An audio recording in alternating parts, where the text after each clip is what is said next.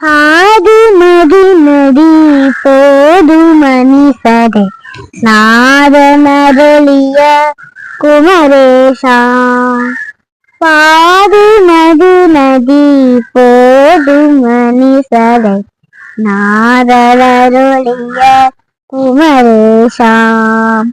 பாகு கனிமொழி மாத குரமகள் பாடம் வருடிய மணவாளா.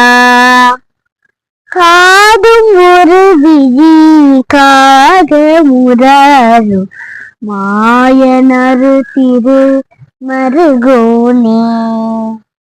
காலஞனை அணுகாமுனதிடு காலு வழிபட அருள்வாயே. ஆதி அயனொழு தேவசுர உல காலும் வகையொரு சிறை நீலா. ஆடி மயிலிலே ஏறு அமரர்கள் சூழ வரவடும் இளையோனே.